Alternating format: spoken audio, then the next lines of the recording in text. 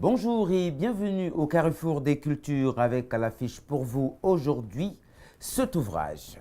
Il a pour titre, je cite, « Les Lumières de Lampedusa ». Son auteur, Raymond Baman, nous fait le plaisir de nous tenir compagnie tout le long de l'émission. Mesdames et messieurs, fidèles parmi les fidèles de l'émission Parenthèse sur Espace TV, le numéro Parenthèse pour le conte d'aujourd'hui, c'est parti.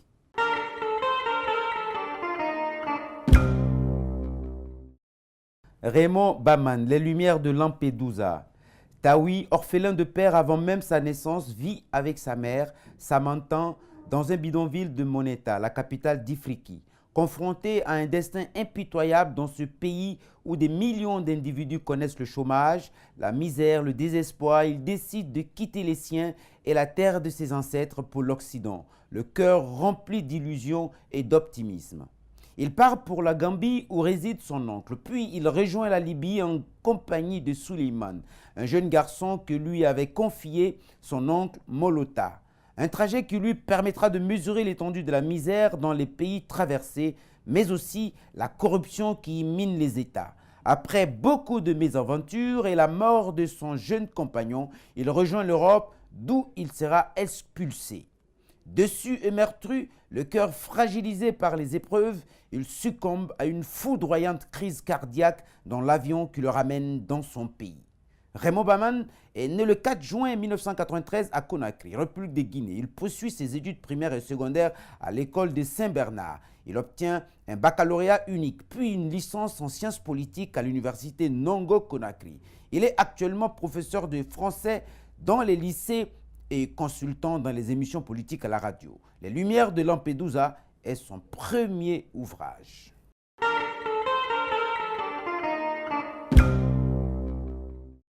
Monsieur Baman, bonjour. Bonjour. Raymond, c'est votre prénom. Donc, le titre de votre ouvrage, c'est Les Lumières de Lampedusa. Alors, sans même ouvrir l'ouvrage, ça nous fait penser tout de suite à un drame qui a fait couler beaucoup de salive et d'encre dans la presse. En tout cas, la presse en a parlé beaucoup. C'était un naufrage du côté de Lampedusa avec des centaines de migrants. Donc tout de suite on s'aperçoit, on comprend que votre ouvrage porte sur l'immigration. Donc les Lumières de Lampedusa, on peut dire que ça fait écho à l'actualité parce que depuis déjà plusieurs années, nos pays sont confrontés à cette problématique, et pas que nos pays.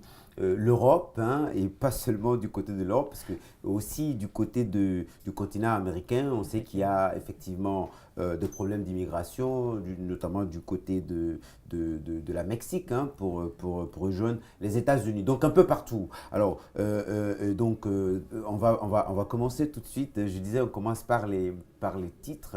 Les Lumières de Lampedusa. Effectivement, oui.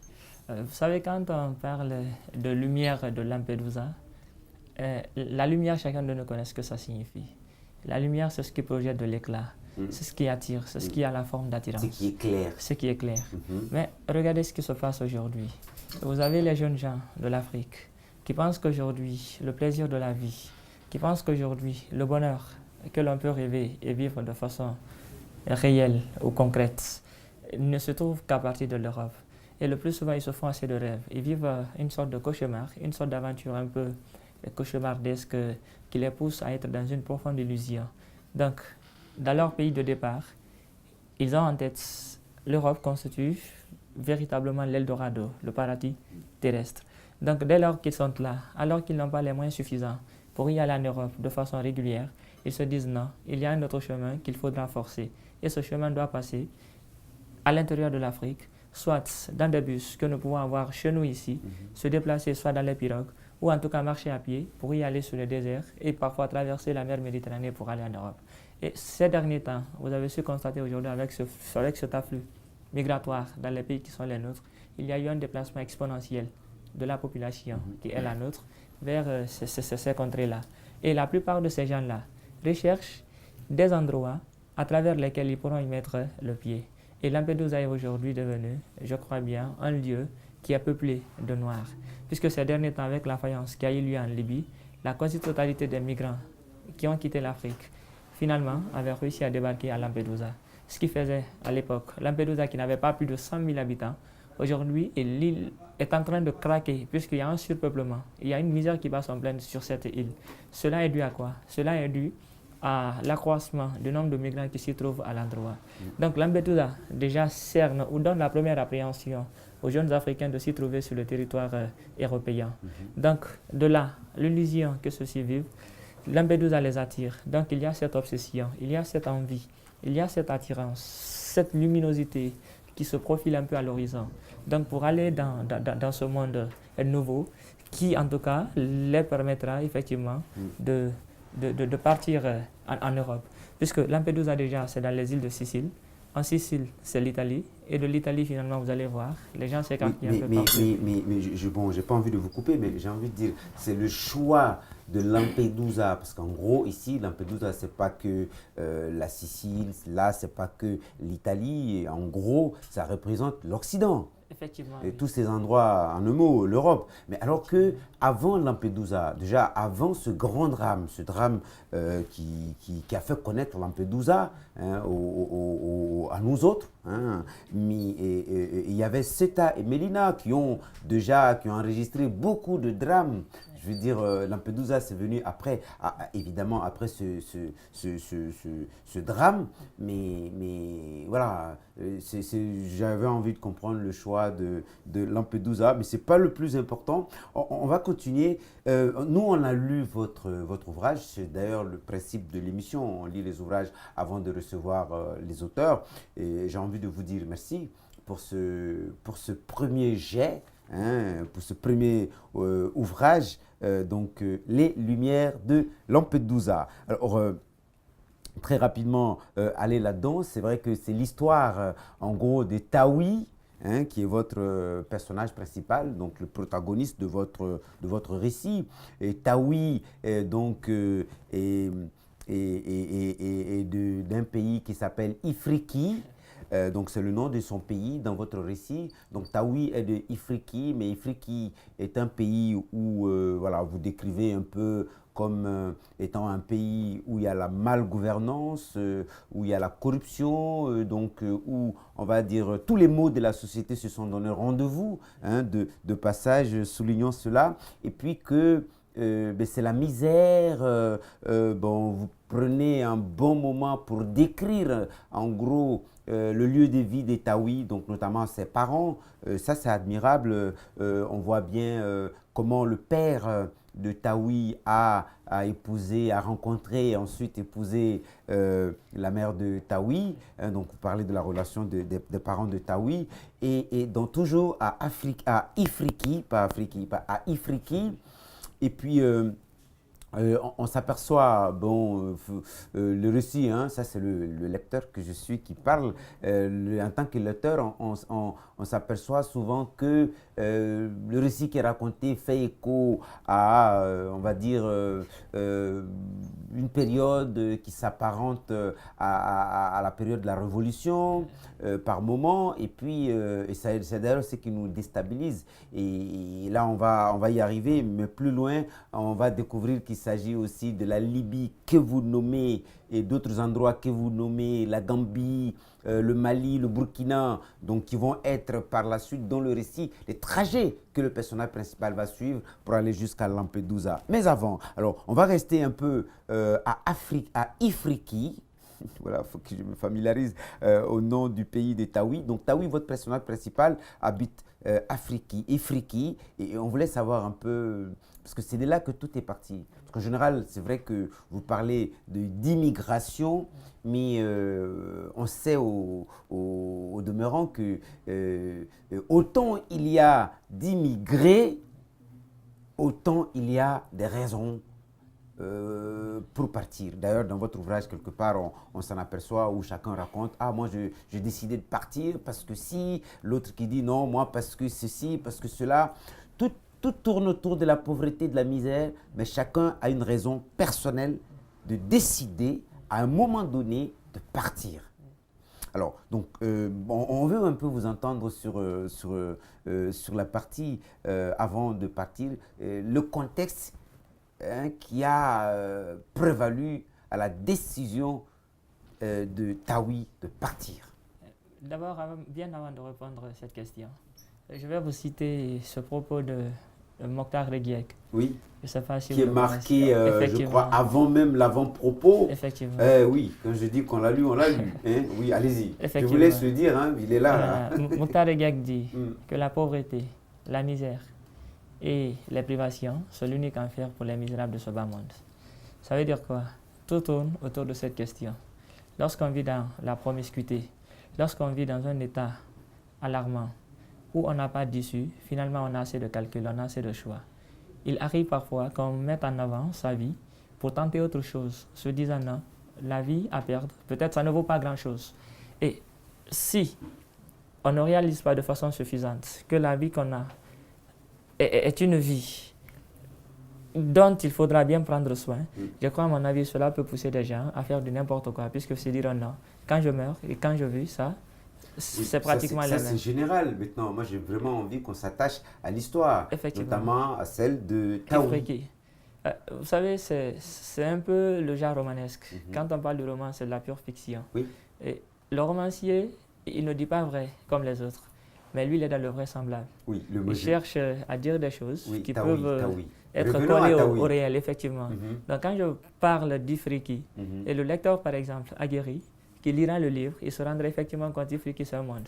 Et ce monde Ifriqui, peut-être, il peut avoir son choix de lecteur, de le situer dans le temps et dans l'espace. Et quand on parle de Tawi, vous allez voir, Tawi, ce n'est pas un personnage réel. Tawi, c'est la langue Sossou qui signifie tout simplement confier. Et je crois bien, dans le récit, on a donné des raisons pour lesquelles Tawi fut appelé Tawi lui-même. Oui, ma question ne porte pas sur ça. Oui. Je vais peut-être me reprendre, j'ai peut-être mal posé ma question. J'ai envie de savoir, Tawi vit à Ifriqui, et je voulais savoir à Ifriqui où Tawi vivait. Bon là, on sait que Tawi a perdu son père, il est né orphelin de père avant même, pour les raisons peut-être qu'on va évoquer plus loin. Mais qu'est-ce qui a poussé Tawi à la décision ultime de partir de Ifriqui? Pour l'aventure. Je crois bien, ce qui a poussé, les motifs qui ont poussé Tawi à quitter son pays sont les suivants. La misère, le chômage, la promiscuité, le désespoir. Dans l'histoire, quel a été l'élément déclencheur? L'élément déclencheur de la fuite de Tawi pour aller en aventure, c'était bien dû au fait qu'il avait perdu un premier espoir, un premier travail dans un chantier chinois. Et depuis lors qu'il a perdu ce travail avec les Chinois, puisqu'il travaille dans un chantier, et dans ce chantier, il a travaillé avec un dur labeur. Et un moment arrive, on le met au chômage. Et Tawi ne fut pas dédommagé. Et malgré, Tawi travaillait de façon journalière. Donc c'était un journalier. À chaque fois qu'il finissait de travailler, il percevait un montant. Mais le montant, il était modique. Le salaire était quasiment bas. Ça ne lui permettait pas de subsister à la misère qui gangrénait le pays. Donc Tawi, réalisant tout cet enjeu, était obligé d'y rester dans le chantier avec les Chinois. Et même dans le chantier, vous allez voir, il y a d'autres réalités que nous avons évoquées. Dans le chantier, vous allez voir la férocité du Chinois. Dans le chantier, vous allez voir l'exploitation des patrons sur les plus démunis, les pauvres. Et dans le chantier, vous allez voir que ceux-là qui travaillent efficacement, ceux-là qui mettent leur force pour réaliser le gros du travail, sont des gens qui reçoivent des salaires indésirables. Donc, le salaire qu'ils reçoivent ne leur permettait pas véritablement de vivre dans le milieu où ils se trouvent. Donc, un moment arrive, le Chinois prend la décision de mettre certains travailleurs au chômage. Donc, Tawi, lui, il était dans ce groupe de ceux-là qui furent renvoyés. Et lorsque Tawi fut renvoyé dans le chantier, il y a une vie de reclus qui a pesé sur sa tête. Mais étant un jeune homme brave, vigoureux, il se dit non, je ne dois pas croiser les mains, il me faut encore aller vivre pour toujours trouver de quoi manger et toujours trouver de quoi vivre la famille. Oui, donc, alors, les Lumières de Lampedusa, c'est le titre de l'ouvrage que nous avons le plaisir de partager avec vous aujourd'hui, évidemment, comme d'habitude, avec l'auteur qui nous tient compagnie pour toute la durée de l'émission. Donc l'auteur, il s'appelle Raymond Baman. Voilà, alors, je reviens sur ma question et vous allez comprendre pourquoi elle a été posée. Parce qu'en fait, justement, dans ce passage-là, D'ailleurs, vous n'en avez pas parlé, mais on va vous entendre là-dessus. Il est parti dans un premier temps, parce qu'il a perdu, comme vous le dites, et dans le récit, effectivement, il est parti. C'était le seul endroit, bien que les conditions de travail n'étaient pas les mêmes, les meilleures plutôt, et les salaires n'étaient pas des salaires décents, mais on restait accroché voilà, à cela. Hein. Et puis, Taoui, et c'est d'ailleurs, enfin, le lecteur s'est dit, oui, mais lui déjà, il ne gagnait pas assez d'argent. Il se souciait de sa mère, ou sa mère aussi se souciait de lui, parce que sa mère vivait, ça il faut le rappeler. Mais il y a un bon passage où Taoui, quand même, avait plongé dans l'alcool. Oui, effectivement, oui, effectivement. Il avait plongé dans l'alcool. Je veux dire, on se dit, il y a un salaire de misère, mais en plus de ce salaire de misère, donc qui n'était pas assez, on trouvait moyen de s'acheter de l'alcool là-dedans, et il était devenu presque alcoolique. Oui, effectivement. C'est une partie importante dans le récit. Vous savez, Taoui était dans le chantier. Il recevait un salaire qui était bas. Mais vous savez, il arrive à des moments que quelqu'un s'y trouve dans un milieu où il est parti travailler. Mais lorsqu'on le met aux aguets, il commence à travailler et ce qu'il a comme salaire ne lui suffit pas. Il a cette misère qui bat son plein dans sa conscience, dans son subconscient. Donc il arrive à des fois où il ne se retrouve pas. Donc il se dit, je suis en train de travailler pour rien. Donc au lieu d'être dans le stress ambiant, au lieu de vivre dans les soucis, le plus souvent... Mais non, mais dans ce cas, on arrête. Effectivement. Enfin, je ne sais pas. Non, ça, c'est l'auteur que je demande. Je ne parle pas de l'histoire. L'histoire, vous l'avez racontée.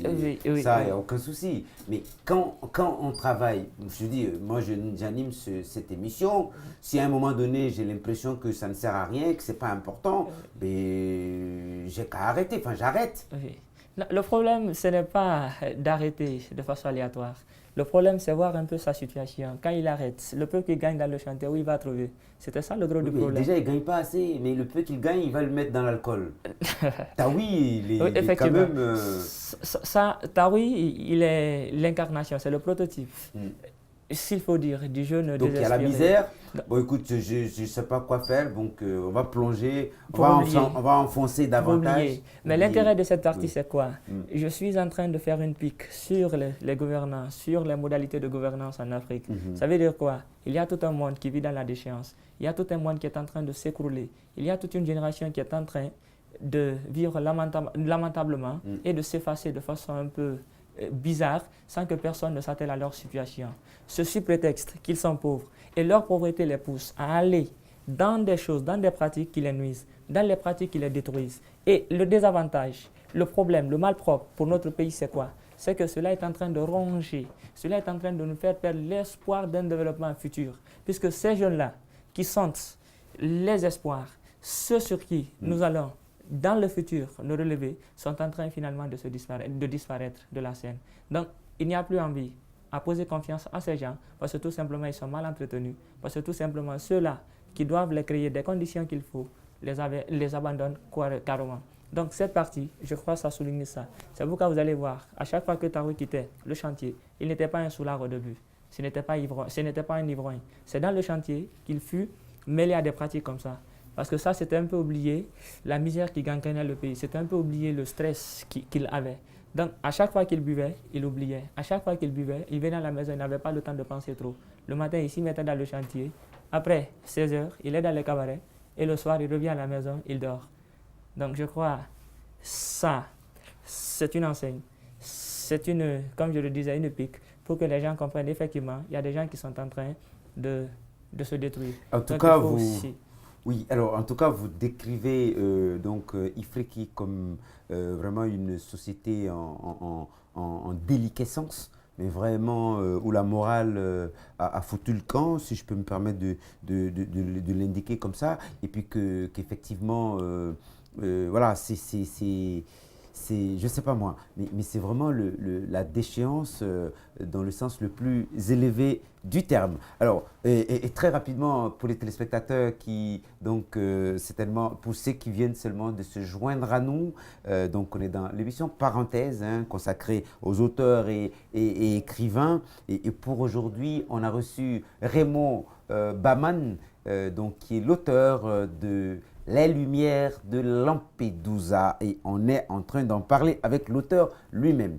Alors, c'est-à-dire que, on a dit Tawi donc, est le personnage principal, l'histoire commence à Ifriki, qui est son pays, et où donc tout est compliqué, crise économique, manque d'emploi, les quelques rares emplois qui s'offrent donc aux jeunes ne suffit pas à absorber la masse de jeunes en chômage, et Tawi avait eu la chance d'être recruté. Et puis bon, c'est vrai que c'est sympa, même si c'est de la misère, c'est sympa quand vous racontez que au bout de 2-3 mois que Tawi travaillait là, il s'était arrangé, il avait bien compris les rudiments de ce job-là, et que bon, Ifriki est un pays où tout le monde se débrouillait. C'est-à-dire que même les travailleurs là-bas, les matériaux du travail, les matériaux et les matériels de travail qui passaient entre les mains des travailleurs faisaient l'objet de trafic, sacs de ciment, fer à béton, je ne sais pas. Tout ce qui était outils qu'ils utilisaient, on trouvait un moyen de les dérober aussi pour les vendre, pour aider à arrondir les fins de mois. Et voilà, ça c'est des passages comme ça. Enfin, il y a plein d'histoires croustillantes comme ça que vous expliquez. Et puis, c'est curieux parce que le bar où Tawi partait, on va dire, boire de l'alcool, c'était un bar qui était situé non loin du lieu de travail. Comme, je ne sais pas si c'était un hasard ou si ça a été créé par l'auteur, mais pour montrer qu'effectivement, puisque c'était l'un des rares chantiers qui employait des gens, eh bien, le propriétaire de ce bar a trouvé intelligent de venir s'installer à côté. Ce qui faisait que ceux qui sortaient des lieux, le bar était le rendez-vous, le lieu de rendez-vous de tout ce qu'il y avait, on va dire, de décent dans Ifriki. Commencer par les jeunes, mais c'est aussi les prostituées, vous en parlez beaucoup, et c'était un endroit où alors on pouvait se permettre tout. Effectivement. Un dernier mot sur Afrique là, avant qu'on ne parte en Gambie, parce que le récit va se poursuivre par là-bas. Effectivement, oui. Ifriki, c'est le pays où Tawi vivait. Oui. Et Ifriki, je pense, vient pour capitale Moneta. Oui, Moneta. Vous allez voir, dans la capitale, il y a toute une déliquescence qui se traduit non seulement dans son architecture, mais aussi dans sa composante sociale. Et vous avez tout à l'heure évoqué la question du bar. Il y a des travailleurs du chantier qui viennent. Donc, les travailleurs du chantier sont des gens qui travaillent, mais qui perçoivent des salaires qui ne leur permettent pas de faire face aux difficultés de la société. Et au-delà d'eux, il y a d'autres personnes, d'autres catégories de personnes qui sont aussi lamentables, qui vivent dans cette même précarité, qui viennent dans ce même bar. Vous allez voir, il y a des jeunes filles qui se dérangent au milieu des mâles, que je qualifie en rutes. Donc ces gens-là viennent. Et au-delà de ces jeunes filles, il y a tout un monde qui vient dans ce cabaret, qui vient dans ce bar. Pour faire quoi le plus souvent? C'est pour saouler. Et vous allez voir, c'est pour se saouler la gueule. Vous allez voir effectivement, dans les pays qui sont les nôtres, il y a des bars qui sont construits un peu partout. Mais dans les bars, vous voyez effectivement qu'il y a tout un monde qui se dresse. L'idée que je veux projeter, c'est quoi? Je suis en train de dire, à défaut de ne pas s'atteler sur les conditions précaires de ces gens, finalement, il y a cette déchéance qui est en train de se concevoir. On a toute une génération qui est en train de se consumer et finalement c'est la fainéantise qui est en train de se réussir à son plus haut niveau. La loisiveté. En tout cas, vous décrivez un pays d'Ifriki complètement, voilà, c'est plus qu'un cri de cœur. Et d'ailleurs, on ne s'est pas empêché en tant que lecteur de penser donc justement à cette lettre posthume de Fodé et Yaguine, qui, je crois, il y a à peu près 20 ans ou un peu plus, avait pris la décision, et puis effectivement, c'était dans un pays comme Ifriki, qui avait pris la... ouais, ça vous fait rire, qui avait pris la décision de s'en aller, en s'introduisant dans le train d'atterrissage d'un avion de la Sabena, de la compagnie Sabena, je crois, si je ne me trompe pas, et puis ils avaient trouvé la mort. Mais avant, ils avaient écrit, si jamais ils n'arrivaient pas, donc c'était une lettre, on va dire comme ça, posthume, et qu'ils adressaient eux plutôt aux dirigeants des Occidentaux. D'accord, mais c'est un peu aussi un message qu'il passait. Bon, vous êtes jeune, je rapproche un peu les deux histoires, mais pour voir si la démarche était la même. Vous, votre ouvrage, La lumière de Lampedusa, il s'adresse aux autorités de Ifriqui ou des pays comme Ifriqui, ou ça s'adresse aux autorités des pays occidentaux? Vous savez, dans la gestion des deux côtés, il y a une carence. C'est-à-dire, la carence chez les Européens est déjà connue et la carence chez nous, c'est déjà cautionné. Parce que les jeunes qui vont en Europe, ces jeunes quittent où? Notre continent. Pourquoi?